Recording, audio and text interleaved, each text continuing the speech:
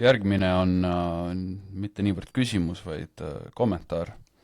Et lennunduses me kasutame õiglase suhtumise kultuuri ehk just culture, kus me ise anname teada oma võimalikest vigadest ja püüame parandada protsesse ja seadmeid, vajadusel lisame koolitust, aga ei süüdista inimesi.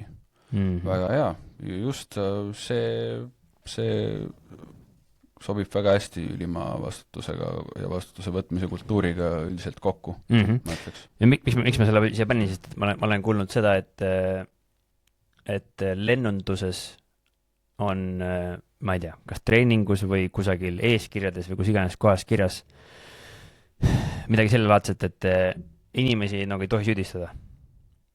Sest kujutame ette, mis juhtub, kui me hakkame süüdistama inimesi? Mis on niisugune tõenäoline asi, mida inimesed tegema hakkavad, kui süüdistatakse? Mis on niisugune loomulik reaktsioon inimestel? Kaitsma hakata ennast. Esimene on kaitsma hakata, on ju? Ja siis teine on see, et kui mingi viga juhtub, siis kas ma tahan öelda kõva häälega, et mingi viga juhtus? Ja siis tekib vigade varjamise kultuur. Yeah. No oleneb jah, kuidas see süüdistamine toimub ja... Aga põhimõtteliselt tekib on ju potentsiaalselt vigade varjamise kultuur, mis tähendab seda, et mis vigu me varjama hakkame lennunduses siis. Et noh. No seal on vead lihtsalt väga kõrge hinnaga, just on, väga ohtlikud. Ja siis ongi lõpukokkuvõttes see, et me ei räägi nendest vigadest, mida vaja parandada on ja siis hakkad lennugi alla kukkuma. Ja see on probleem, mis tähendabki seda, et süüdistamine otsene, kaudne, kuidas iganes seda kõike teha, see ei võimalda õigemini, see ei loo eeldusi keskkonnale, kus päriselt vigadest räägitakse, vigasid tunnistatakse ja pigem need püütakse kuhugi vaiba alla, loodetavasti välja tule. Ja siis tulevad väga suured tagajärjed ja probleemid sellele. Aga kui meil on niisugune keskkond, kus sellel on suured tagajärjed, siis seal näed, on sellised reeglid kokku lepitud, mis tähendab, et sellel võib olla mingi point taga. Kuidas kaasata tundlikku inimest? Sellist, kes näeb asju siis, kui neid seal tegelikult ei ole. Ei ole nüüd kindel, millistest asjadest on juttu, võib erinevaid näiteid võib siin olla, aga tundliku inimese kaasamisest on küsitud. Mina ütleksin seda, et esiteks ma küsin üks asja käest, et kas arvad, et on olemas inimene, kes pole tundlik? Ma arvan, et niisugust inimest pole. Kõik inimesed on tundlikud, lihtsalt nende on erinevad teemad on tundlikud. Ja nüüd küsimus, kui kõik inimesed on tundlikud, siis kuidas sa teda kaasad või kuidas sa seda inimest juhid? Nii nagu kõiki teisi inimesi. Ja siis tuleb arvesse võtta, millised tema tunded on. Ja tuleb siis kohaneda vastavalt sellele. Nüüd, kas on olemas inimesi, kes on liiga tundlikud ja nad ei sobi mingitele tööpositsioonidele? Ilmselgelt. Et kui sa oled väga tundlik ja alati lähed paanikasse või sul on mingi tervislik, mis iganes kogemus, kardad relvi, kardad asju, no ilmselgelt sa siis ilmselt ei sobi politseinikuks. Ja nüüd see treeningu eegust tuleb käsi välja. Ja nüüd meil võib juhtuda, et meil on elus aegalt lihtsamad, raskemad aegu. Ma ei tea, keegi sureb ära, mingi õnnetus juhtub, saad haigem, saad stressis, siis inimesed tunded on võimendatud, mis tähendab seda, et me lihtsalt peame olema rohkem empaatilised. Nüüd me peame kokkuvõttes ikkagi mõistma meie arvates seda, et tunded on nagu okeid, aga tunnete järgi tunnete järgi me väga tihti väga häid otsused ei tee. Ja mida me saame teha, on see, et me saame aidata selle inimesel mõista seda tunnet, me saame seda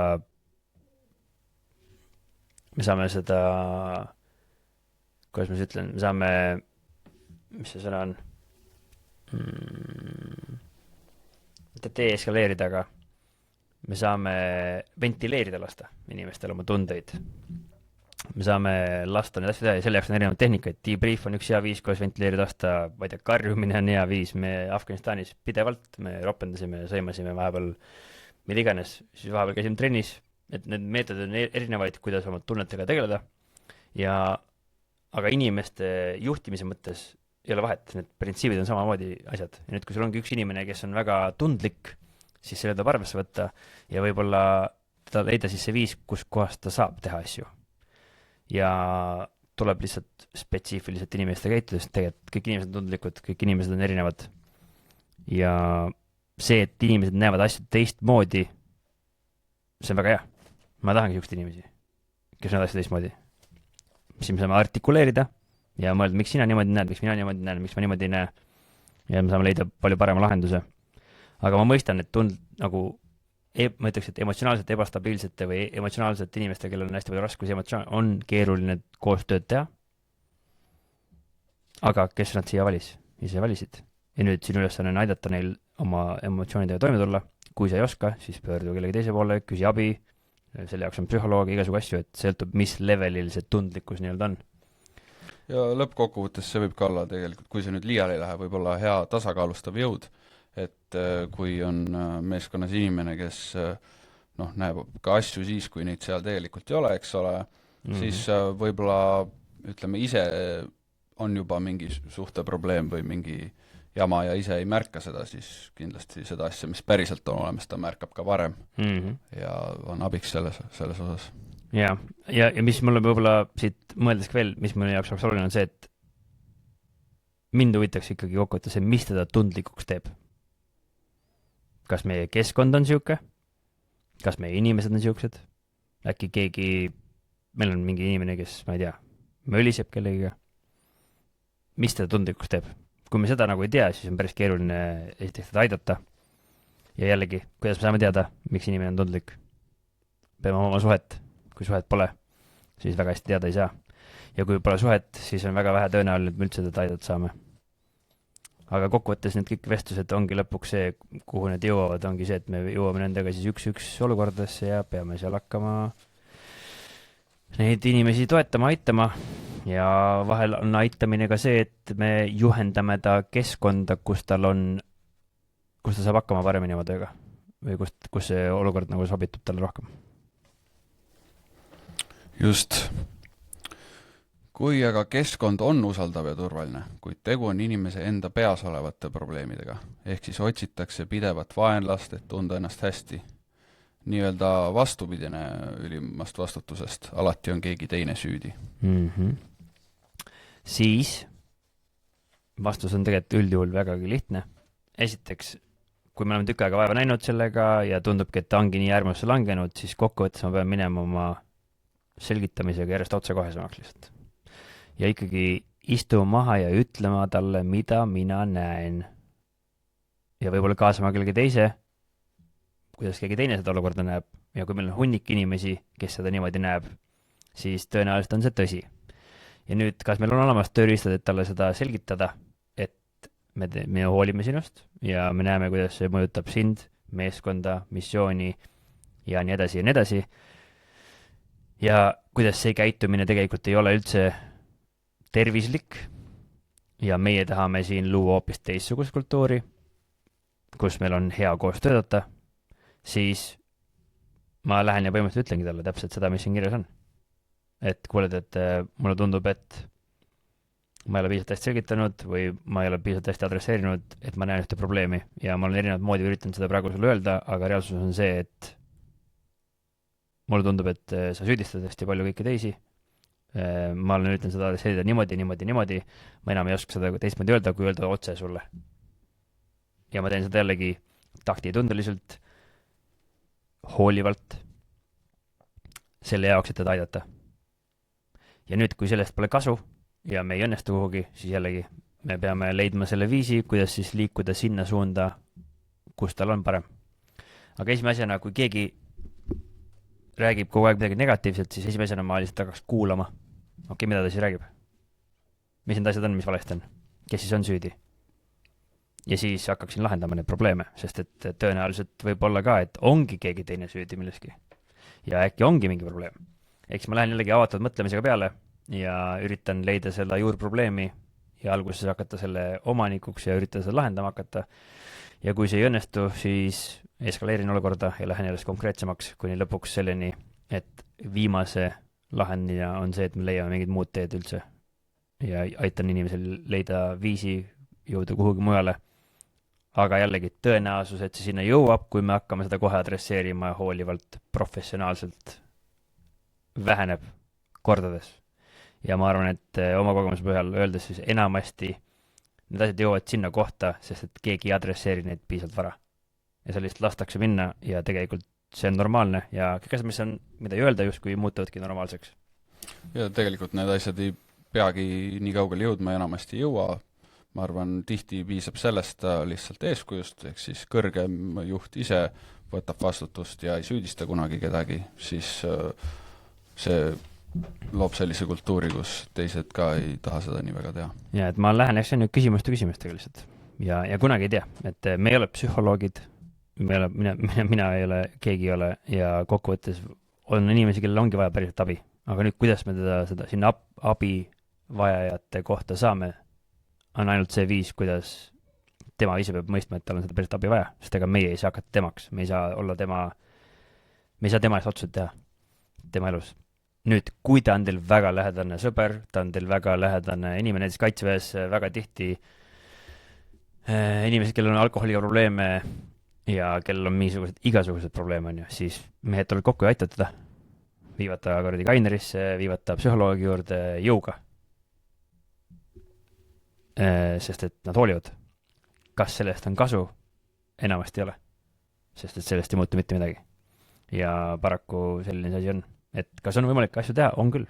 Aga kas see on sinu vastutus? No ei ole. See kuskil ei kirjutata, et sa pead seda tegema. See on sinu enda valik. Et kas sa suudad sellega elada edasi pärast või mitte. Sisemine kompass ütleb. Just. Nii, nüüd selline natuke veel huvitavam küsimus, et kuidas panna rahvana, ehk siis olles rahvas, korrumpeerunud poliitikud ja ametnikud oma otsuste ja tegude eest vastutama? Siin on head vastused ka. Teiste kommentaaride põhjal, et ole valijana nõudlikum, konstruktiivne kriitik, tuleb ise poliitikasse minna, ole hea kodanik, inimene ei pruugi olla korrumpeerunud, tehakse nii, nagu alati on tehtud, kaasa arvatud siis vastutuse vältimine, sõltub vastutuse töökultuurist ja nii edasi. Et mis mina ütleksin? Ja siin on ikkagi oluline see, et on pakutud, et tuleb ise poliitikusse minna, aga küsimus on just, et kui ise oled lihtne kodanik. No kui ma olen lihtne kodanik ja ma näen, et kusagil on tegemist korruptsiooniga, siis meil on selle jaoks olemas teatud ametkonnad, nagu politsei näiteks.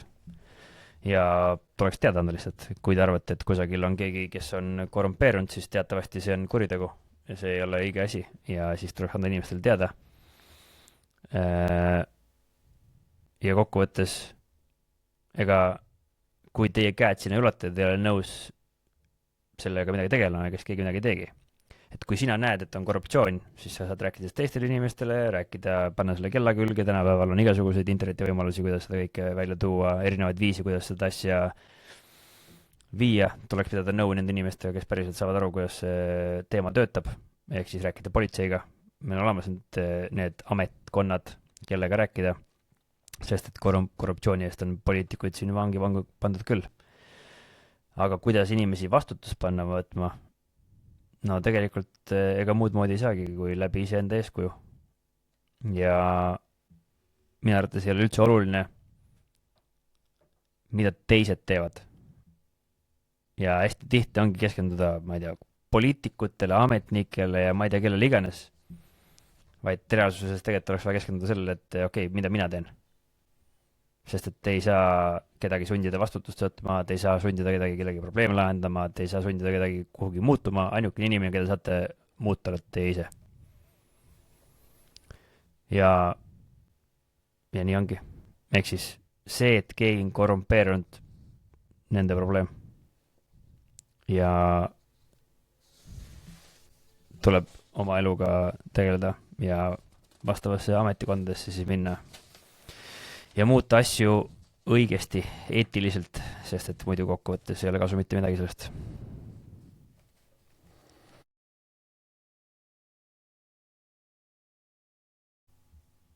Aitäh, et ära vaatasid selle video. Nüüd enne, kui te hakkate järgmist videot vaatama, siis võtke üks paus ja mõelge. Ärge tehke otsuseid emotsioonide põhjal. Miks? See ei ole hea. Sest et te teate ise ka, et olete teinud väga palju otsuseid emotsioonide põhjal, mis pole väga häid tulemusi teile ilmselt elust olnud. Ja nüüd kogu see süsteem, mis siin YouTube'is või Spotify's või igal pool on ikkagi üles ehitatud selle peale, et te vajutaksite veel järgmisele ja järgmisele ja järgmisele ja järgmisele videole. Ja nüüd mida see teeb ja mis on selle tulemus, on see, et te lihtsalt käite siin ja loete ja vaatate ja kuulate igasugust asju, mis võib-olla isegi kasulik, aga kas teil on seda päriselt hetkel vaja? Kas te päriselt suudate seda vastu võtta? Tõenäoliselt mitte. Piisab sellest ühest õpiampsust, ei ole vaja järgmist vaadata. Sest et tõenäoliselt on see teie vabandus. Miks mitte päriselt minna tegema neid asju, mida te juba teate, et te peate tegema. Nii et minu soovitus on teile, ärge vajutage seda järgmise video peale. Kasutage oma tugevamat poolt ajust, mida kutsutakse mõtlevaks ajuks. Ja tehke hoopis midagi kasulikku, mida te juba teate, et te peate tegema. Ärge klikkige järgmise video peale. Ärge tehke seda. Ja selle jaoks see väike paus teile siin oligi, et teile meel tuletada, mis on võib-olla oluline. Ärge otsustage emotsiooni põhjal. Teil on midagi targemat teha. Ja kui ei ole, siis valige teadlikult, kuhu te vajutate. Neid kohti, kuhu vajutada ja teadlikult teha on päris palju. Tahate õppida? Minge akadeemiasse. Tahate kuulata veel? Vaadake neid pikkasid vestluseid, vaadake neid õpiampse, kirjutage üles otsingusse mingi küsimus. Saatke meile küsimus. Need variante on igasuguseid. Nii et olge teadlikud ja edu teile. Tšau!